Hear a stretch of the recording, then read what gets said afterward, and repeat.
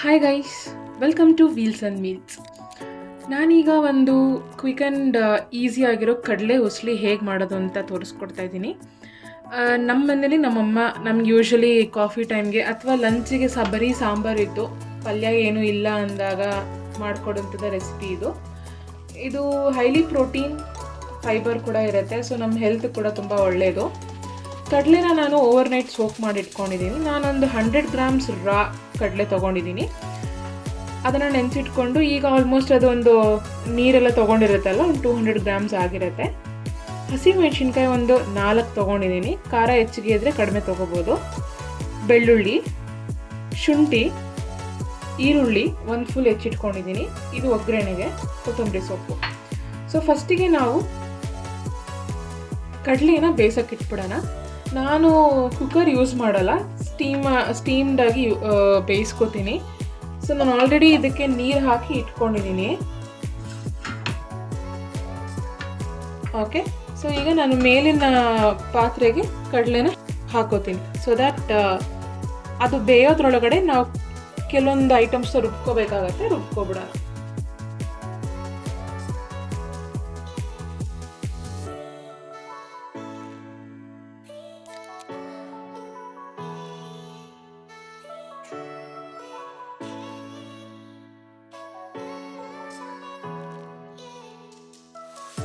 Okay, ಇದನ್ನು ಈಗ ಬೇಯಕ್ಕೆ ಇಟ್ಟಿದ್ದೀನಿ. ಇದು ಬೇಯಲಿ. ಬೆಂದ ಮೇಲೆ ನಾವು ಒಗ್ಗರಣೆ ಹಾಕ್ಕೊಳ್ಳೋಣ. ತುಂಬ ವೆರಿ ಸಿಂಪಲ್ ರೆಸಿಪಿ ಇದು. ಆಲ್ ರೈಟ್, ನಾನೀಗ ರುಬ್ಕೊಳ್ಳೋಕ್ಕೆ ಫಸ್ಟಿಗೆ ಒಂದು ಹಿಡಿಯಷ್ಟು, ನನ್ನ ಕೈಯಲ್ಲಿ ಒಂದು ಹಿಡಿಯಷ್ಟು ಕೊಬ್ಬರಿ ಹಾಕ್ಕೋತಾ ಇದ್ದೀನಿ.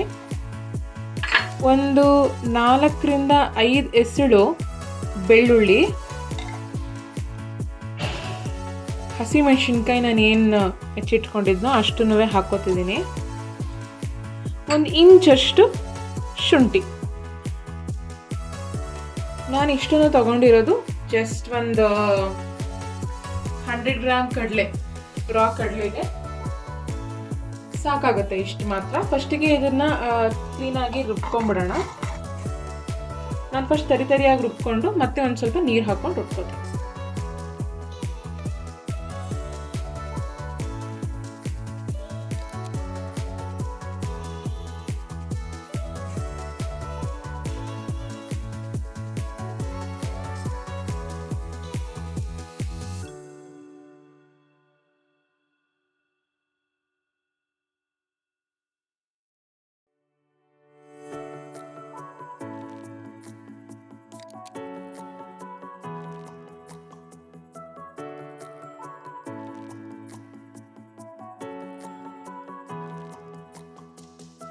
ಆಗಿದೆ,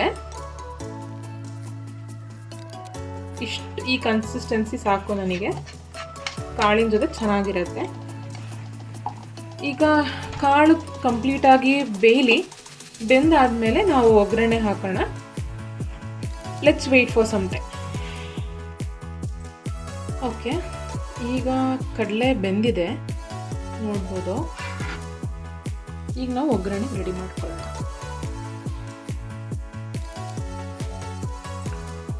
ಒಲೆ ಮೇಲೆ ಪ್ಯಾನ್ ಇಟ್ಟು ಬಿಸಿ ಹಾಕ್ಬಿಡೋಣ. ಆ್ಯಸ್ ಯೂಶುವಲ್ ನಾನು ಇದಕ್ಕೂ ಒಂದು 2 ಸ್ಪೂನ್ಸ್ ಆಯಿಲ್ ಯೂಸ್ ಮಾಡ್ತೀನಿ ಅಷ್ಟೇ.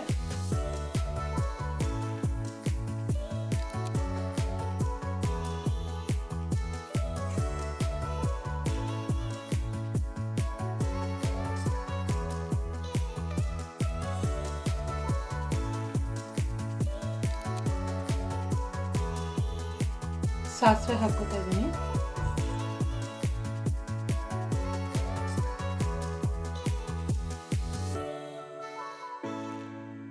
ಜೀರಿಗೆ ಹಾಕೋತೀನಿ. 1-2 ಎಲೆ ಕರಿಬೇವಿನ ಸೊಪ್ಪು ಹಾಕ್ಕೊಳ್ಳೋಣ.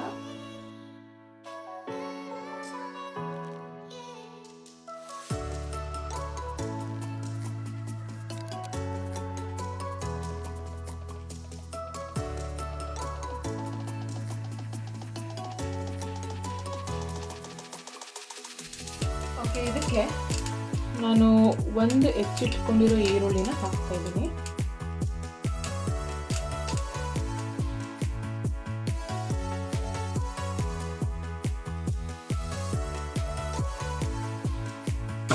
ಈರುಳ್ಳಿ ಬಣ್ಣ ಚೇಂಜ್ ಆಗ್ತಾ ಇದೆ ಲೈಟಾಗಿ.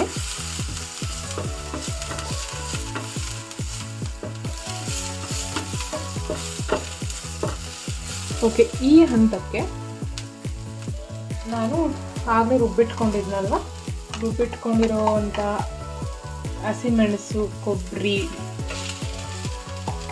ಬೆಳ್ಳುಳ್ಳಿ, ಶುಂಠಿ ಪೇಸ್ಟ್ನ ಹಾಕೋತಾ ಇದ್ದೀನಿ.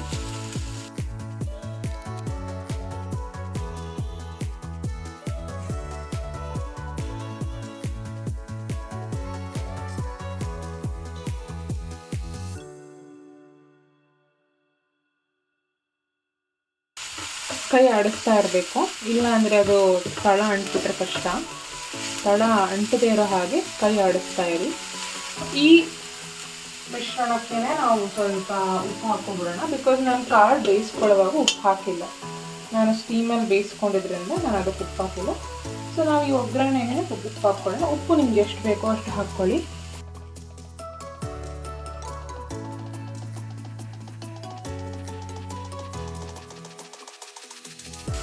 ಈ ಥರ ಬಾಡಿಸ್ಕೊಳ್ಳುವಾಗ ಉರಿ ಕಮ್ಮಿ ಇರಲಿ, ಲೋ ಫ್ಲೇಮಲ್ಲಿರಲಿ.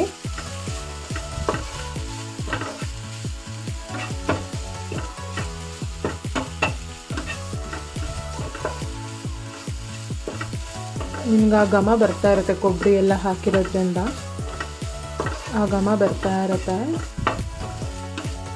ಚೆನ್ನಾಗಿರುತ್ತೆ.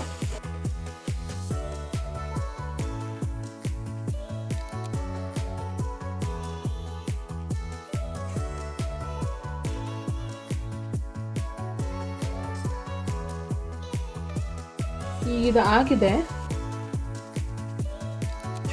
ನಾನೀಗ ಇದಕ್ಕೆ ಕಾಳು ಹಾಕೋತೀನಿ.